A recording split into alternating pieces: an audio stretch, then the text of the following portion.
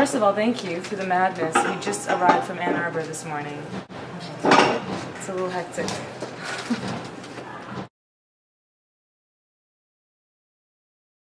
I don't know, I saw that there was a platform that existed where an artist can go directly to the fans. So then I just decided to, start a campaign, and I didn't know how much I should ask for.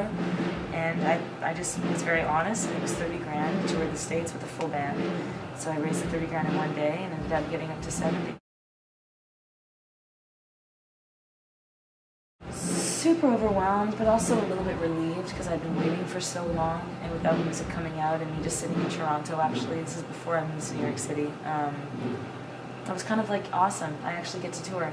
I actually get to like get my music out there, and it is so much work, but at least I have the means to do it, you know?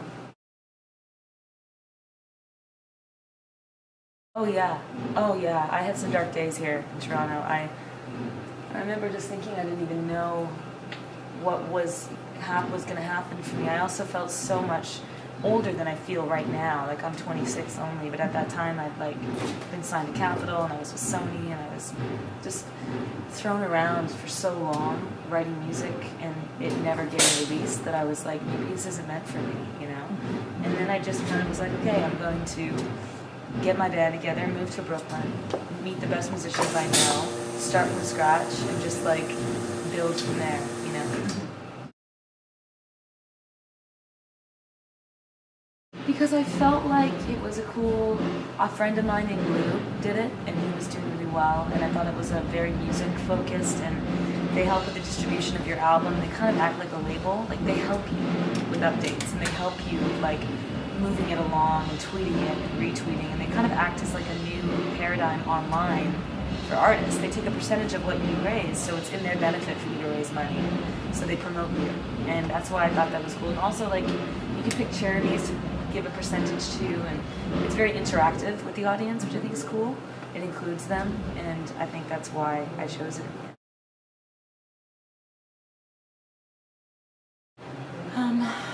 It feels good. It feels interesting. Like I filmed Instant Star here, which was so much fun, and I made some really amazing connections with people, and I feel like I've lived so many lives since I've been here. It's also just kind of, what's the word, like nostalgic?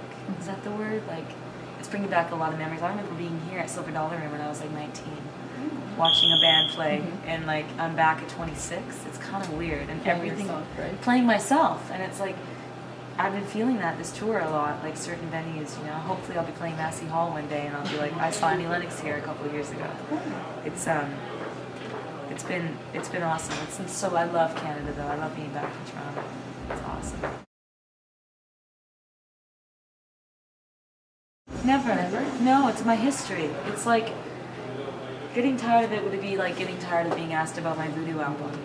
You know, like it's something I really put a lot of work into that show, and I really wanted to develop a character in Jude, and I wrote music for the show, and I wouldn't have the reach of the fan base that I have right now. Maybe eventually I would have, like 5 years from now, hadn't I not been on that show. It was just a different way of getting to where I am. I could have been touring the whole time and opening for other bands at that age, or I could have been Jude Harrison on Instant Star. Either way, it's like it's been a blessing, and I'm very thankful for that opportunity. It's hard to say now because I filmed it so long ago, but at the time I didn't really feel like there was that much of a difference. I felt like she was a bit younger than me, the stuff that she was going through and experiencing. But we're pretty similar. It was kind of like life imitating art in that character, you know? I love acting, I do, but music needs to take a forefront right now because I find it's really difficult on an indie level to do both really well.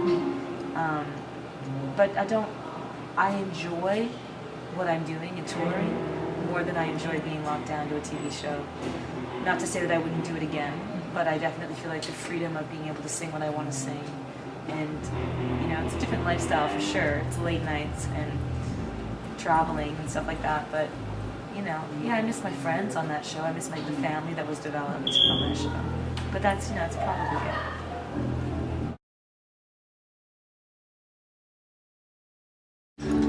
It feels true. It I feel like she's gone through amazing things in her life, and she's a strong girl, and I feel like she is, you know, she's thinking about women, and she's thinking about.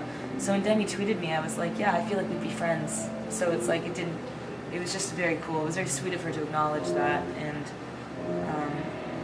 I think it's cool to see like women out there being comfortable in their skin and sharing their experiences, you know, with other young women. I love that that's happening now in the world, and I do see a shift with young women. You know, I'm an older sister, and I see the comfortability of my younger sisters, and times have shifted from even when I was 19, you know, like, I think it's important for people to, you know, for women to put themselves on the line and be open and honest, and I respect her for that.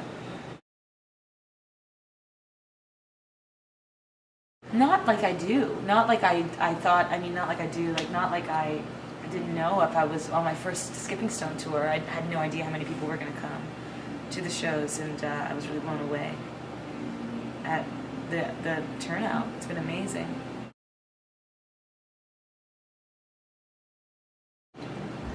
Hone your craft. Write. Make as many connections as you can, and be willing to, there can't be any ego involved. You have to just really like push yourself and do it for the right reasons, and it will happen.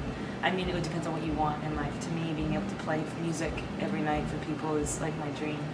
And at this point, anything that ends up happening on top of it is like awesome. That's a bonus, you know. So the people that want to be famous, that's a different thing, you know. There's a lot of like, just depends on what you're going for in your life. But just keep doing it and just stay authentic to you, and don't change for people. And believe the good as equally as much as you believe the bad. You can't believe any of it. You have to surround yourself with people that you know and that love you, and just go out there with your armor on, and just believe in yourself, because nobody else, it's not up to anybody else, you know, it's up to you.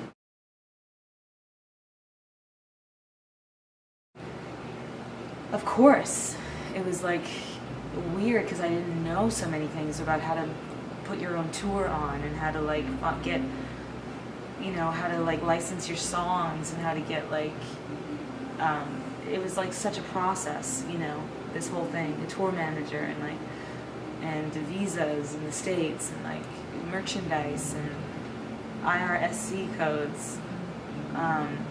It was a huge undertaking, but I've learned so much, and I'm so thankful for that, because I feel like, yeah, it's been really cool. I've experienced both ends, like what it's like to be signed and flown to London and like do that, and also what it's like to work your ass off and play shows every night and just hope that you can sell some tickets at the door to cover your musician costs, you know? It's a different thing, but it's awesome.